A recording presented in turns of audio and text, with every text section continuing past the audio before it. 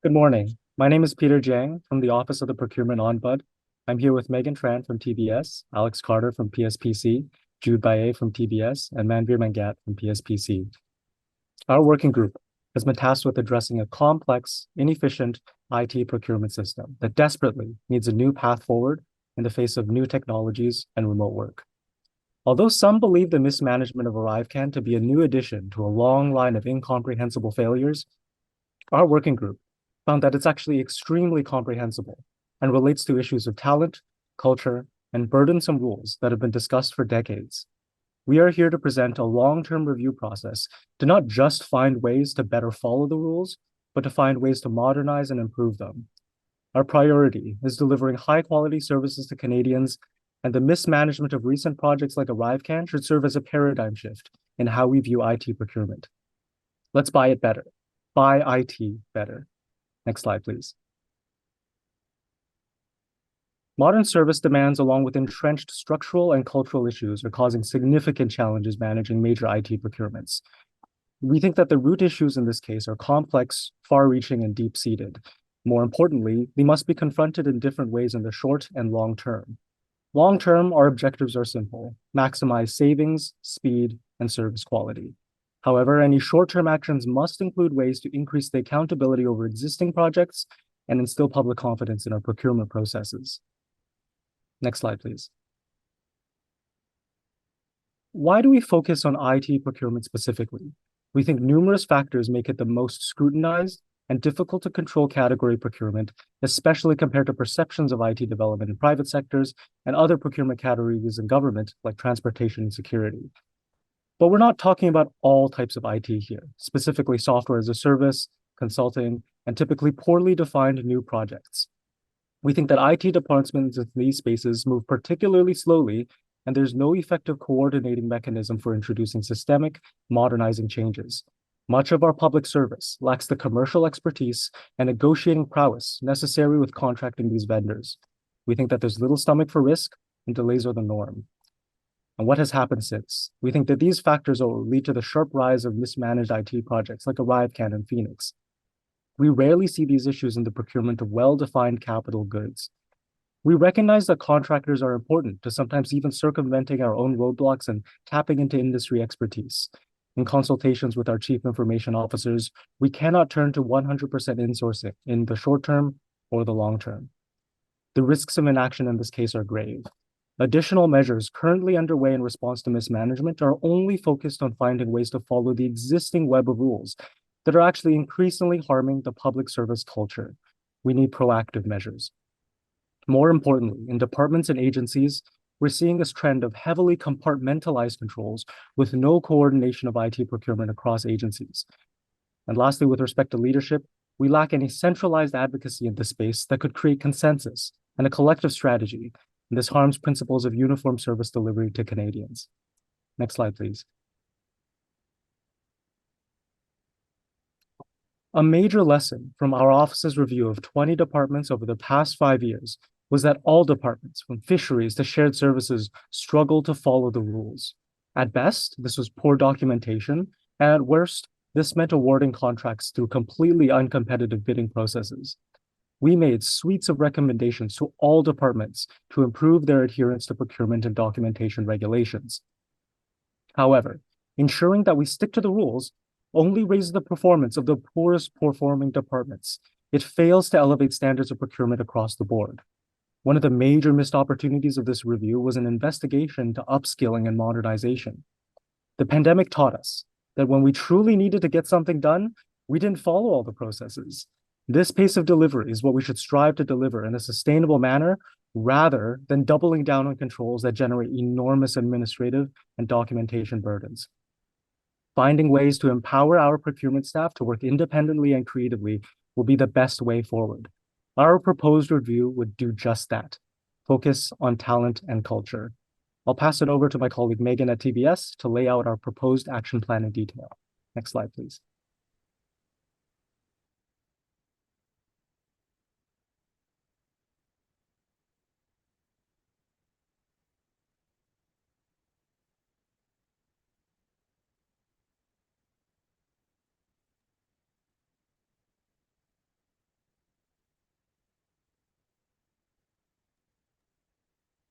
I believe Megan's having an issue with her microphone. We do not hear you, Megan.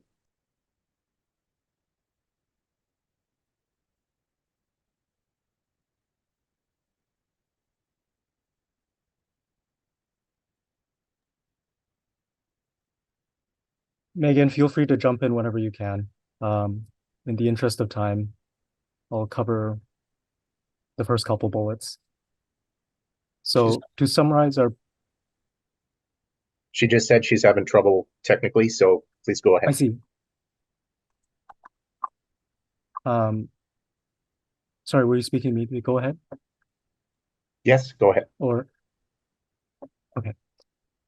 Based on our analysis, we propose a formal procurement review that focuses on improving procurement services, savings, and speed to better serve Canadians. This review would focus on three themes that come out of our analysis, which are improving leadership and accountability structures, reducing restrictive procurement processes, and improving talent management as well as development procedures. While this review takes place, we propose that we take swift action in the short term to regain control and begin addressing some of these root causes. The first option is to expedite the current recommendations that the OPO has already made. The second builds on option one, but also includes increasing capacity and responsibility through the creation of a chief procurement officer role.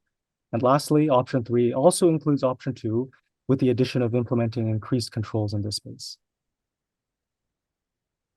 Next slide, please.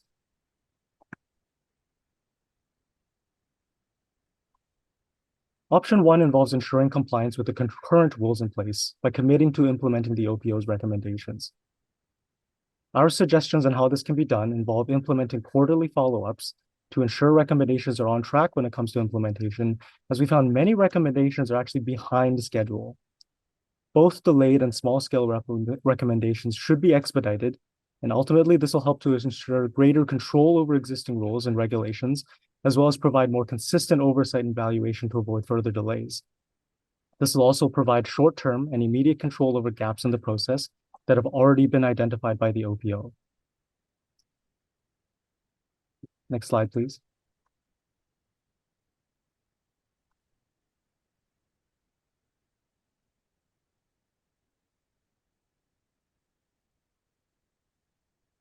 Option two incorporates all the suggestions from option one, but also adds the idea of creating a corporate chief procurement officer and department chief procurement officers to improve the capacity building and accountability in procurement. The role of the CPO proposed here involves responsibility over procurement oversight and the development of specialized training for procurement teams. This role would be piloted with 5 key departments that have historically spent the most on procurement projects, including PSPC and Shared Services Canada. In addition to creating this role, we recommend implementing a holdback of the CPO's at-risk pay that is contingent on procurement performance. Through this mechanism, the CPO's at-risk pay is held for 3 years, where each pay 33% of this pay is released. So after 3 years, 100% of it would be made available. The goal of these initiatives is to create more centralized accountability and transparency, while also improving training for executives on management of IT projects and teams. The specialized training is meant to upskill teams so that they are capable of responding to the evolving IT landscape and have the expertise needed to effectively manage procurement projects. Next slide, please. And if anyone would like to, Maggie or Megan? Yes, thank you. Thank you, Peter. So option 3 continues on to build on previous 2 options, but adds increased controls. The controls here include placing a limit on new IT contracts at $300,000 for 6 months of work, as well as lowering the threshold for the bidding process to take place for contracts above $10,000. This option also suggests a new criteria for vendors, where the Government of Canada could have ownership over intellectual property of IT products and encouraging contract of open source software. This is to encourage module contracting to avoid being tied down to specific contractors and provide greater transparency and flexibility around spending of IT procurement. Now that we've laid out the groundwork on what the short-term options are, I'd like to now pass it off to my colleague Alex to discuss the final recommendation and what our formal review would look like. Next slide. Thank you, Manveer. So under our decision matrix, I will demonstrate how each option compares to each other and the reasoning behind our recommendation. Option 1 has a minimal impact on culture and accountability, as it only reinforces the current rules and does not offer any structural changes. Moreover, it does little to elevate the public confidence in addressing the fundamental issues in our procurement system and provides only moderate benefits in improving control and oversight. Option 2 provides robust leadership, oversight, and consistency in our procurement policies. In addition to talent development, it generates a culture of accountability and achieving better value for money. If done right, we expect a boost in public confidence through this significant commitment to address responsibility in the federal government's procurement system. Option 3 introduces increased controls. Although it builds on option 2, implementing new controls before completing a comprehensive review could potentially lead to the reversals of short-term decisions that will reflect poorly on our long-term stewardship of procurement strategies. This could inadvertently harm public service culture and demonstrate the need for more sufficient understanding of the necessary changes within our current complex system of rules. In conclusion, we recommend the second option for its significant potential to initiate the needed changes and enhancing both public confidence and effective oversight. So option 2 aligns best with the objectives of the formal review without introducing unnecessary risks. Next slide, please. So our formal review proposal addresses key challenges overlooked in prior OPO reviews. As highlighted by our late Auditor General, Michael Ferguson, in his 2018 spring report to Parliament, it is critical that we confront the culture where public servants is hesitant to communicate real challenges to politicians. So this review will delve into the deep-seated culture issues and talent management deficiencies, to be precise, under our objectives of improving savings, speed, and service. So our process begins with the establishment of an internal task force led by the CCPO.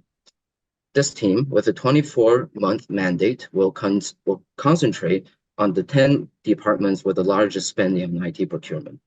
This task force will also tackle challenges in talent and culture issues through three key aspects: leadership, human resources, monitoring, and evaluation. Under each of these three aspects, the review focuses on IT procurement and process bottlenecks with an overall directive to modernize and bring IT procurement to the 21st century. Some specific things that we would like to draw your attention to are: first, the review will identify opportunities to streamline the rules that are currently impeding efficiency. And the objective is to cultivate leadership that's inherently accountable and where speaking truth to power in the public service is not just accepted, but encouraged. Secondly, the review will identify the gaps in IT capacity and e-procurement infrastructure and propose recommendations to elevate departments' expertise and capacity in IT, commercial negotiations, and procurement skills. Finally, the review will identify the best practices that facilitate knowledge sharing, digitization for both public servants and vendors. Moreover, the goal falls in line with the existing open government commitments. So after tabling the final report that we proposed in Parliament, this review will not just improve, but transform our procurement system to be efficient, agile, and responsive to the evolving needs of Canadians. Next slide, please. Our implementation plan begins with our short-term recommendations, followed by a formal review process with an analysis and evaluation of the results upon completion. Our implementation plan for the short term includes: first, we expect to fully implement major OPO recommendations and finish hiring the CPOs and their support staff by August and October 2024. Once in place, we expect to see preliminary results of the CPO procurement training program by September 2025. And for the 2-year formal review process, we anticipate an interim report by October 2025, and then tabling the final report by October 2026. And with respect to evaluation, it is worth keeping in mind that future actions are highly dependent on the result of this review. And it's also important to know some early achievable recommendations from the interim report may merit early implementation. So next, I will pass it along to my colleague to go over the risk and mitigation, as well as our communication strategy. Next slide, please. Thank you so much, Alex. Well, the first two risks are interrelated and pertain to the reception of our recommendation by the public service and the public at large. We don't anticipate either of these risks compromising the integrity of the recommendation and we plan to address them later on in the communication strategy. Now, when analyzing the risk of expediting OPO's recommendation, we must understand that asking departments to change their priorities to accelerate the implementation can put at risk other deliverables from these departments, along with tightening up timelines, which will require effective planning and collaboration between them and PSPC. Finally, in the short-term options, public opinion is at the highest risk. Procurement has become a sensitive topic given the recent cases of Phoenix and ArriveCan, and the government must be cautious about how to address the changes in the public eye to ensure we are communicating the change in culture and accountability in the federal government and instilling greater public confidence in government procurement. Last but not least, when it comes to the formal review process risk, we must acknowledge that we live in an era where digital transformation is occurring at an exponential pace. This will require the new procurement review task force to be agile in governance and not to lose sight of market engagement and consultation to ensure we are up to date with our market trends and potential long-term changes. Next slide, please. A transparent communication strategy will be key to gaining support from all relevant stakeholders. To achieve these, the strategy will address both internal and external actors. Internally, we must acknowledge the mistakes from the past and be frank about them. Once all the actors involved are on the same page, we can then start learning from these mistakes as we improve IT leadership and procurement processes. As we promote the expedition of the OPO's recommendation, conduct the training and reform, and implement the CPO position, we can assess the success of the communication strategy based on the training participation and keeping track of the adherence to the existing set of rules and regulations based on the OPO's recommendation. Externally, we must be transparent with the changes proposed, emphasizing that our approach serves the interests of all Canadians by generating more value for their money and improving the services to them. Suppliers and media must also be addressed by promoting that we are forging a new path forward in IT procurement with everyone.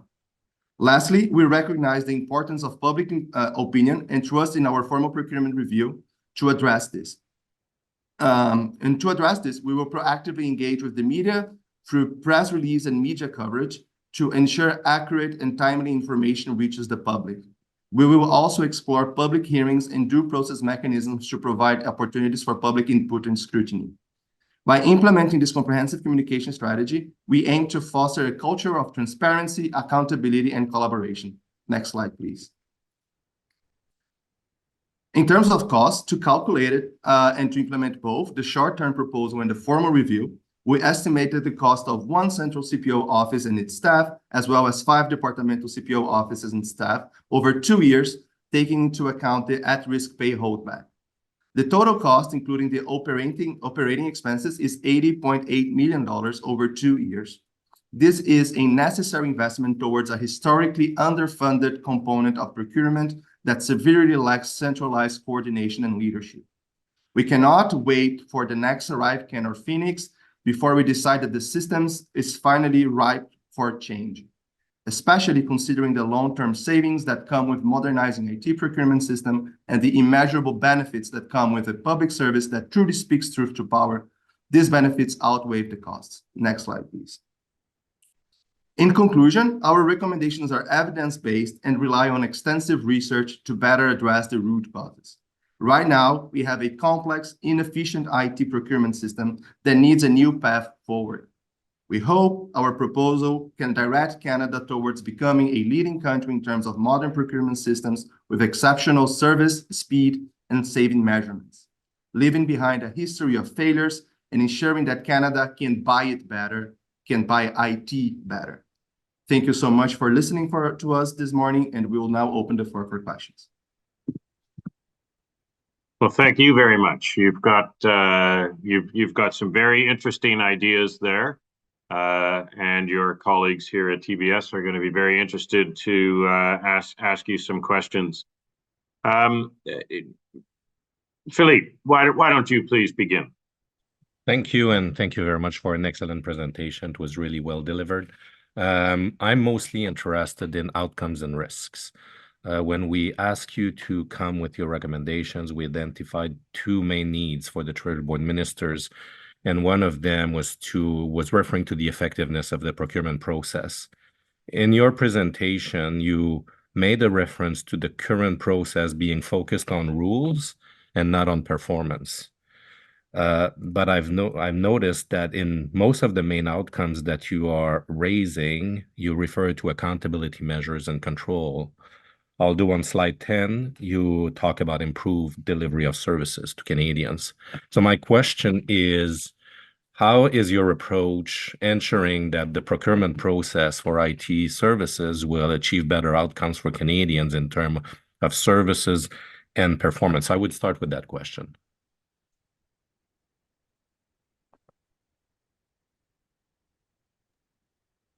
Thank you for your question. We think that addressing services directly is actually a complex issue that can't be directly solved in the short term. We think that heavy-handed controls to force better services isn't actually possible. We think that it has a direct correlation with how the public service performs and the public service culture. A lot of the heavy-handed controls that might be proposed, like capping constrictions, contracts, or greater restrictions, don't actually necessarily improve service quality. What we do think improves service quality is purposely conforming this review and assessing its results later on. Some of the current things that are already underway already address improving service quality through better scoping in contracts, making sure that bidding evaluations are more fair, and implementing peer review programs within the PSPC and CBSA to ensure that future projects don't do this. Hope that answers your question. I was quite interested into your risk slide. Have you evaluated the risk of adding controls impeding the achievement of better outcomes? Like by having a lengthy process that has a lot of accountability measures and controls, and like have you assessed that risk in terms of increasing control could reduce speed and delivery and effectiveness of service? Thank you for your question. In terms of risk, of course, what we're proposing here is modernizing the current procurement system, not creating new controls necessarily. What we are aiming to do here is it's building in-house capacity so we can better understand how to procure, have more technical capacity. That doesn't necessarily mean we are creating new control systems, but rather modernizing them to be more in terms with what other countries have been doing and being overall more agile in terms of governance and creating a better system that is beneficial to all Canadians, and not only following the rules by following the rules, but making sure those rules are actually effective. Thank you. Fabulous. Patrick, I know that you've got an interesting perspective on this. Yes, thank you for the presentation. Well done, everyone. Very interesting. My focus here is on vendors and industry implication and industry engagement. I see that you've mentioned as part of your formal review process that you're suggesting to engage the market for their contribution. I guess I'd be interested to hear a little bit more from you on your perspective on that. How do you see industry contributing to the efficiency of that formal review and better outcome, and maybe how you manage the perception given the heat and light these days on industry with the situation, as an example, on the right can? Thank you for the question. In terms of our review and with regards to vendors and suppliers, we believe that if there were misconduct in the example of ArriveCan, that would be concluded by the RCMP investigations, as well as if there's necessary rule changes, it will be conducted by the review. And so before that, we don't want to punish or do anything abrupt to affect the market or with vendors. How we understand is that when vendors come to government, it's the procurement process that's causing most of the issues and not the vendors themselves. or if there is, it will be determined by the review. So we would like to create the set of rules that help facilitate vendors and government in an efficient manner, where things are well collected and accountability is well established. So for the review, it is very important to find a way to incorporate vendors in helping the Canadian government to bring efficient services, because outsourcing and using vendors is useful. There's a reason why, for example, the Big Four is the Big Four, because they provide certain services that it's more economical for government to do, and it is important to find ways to incorporate that well. And we believe the current system needs that. Thank you. Okay, thank you very much, Alex. Fantastic. Michelle, please.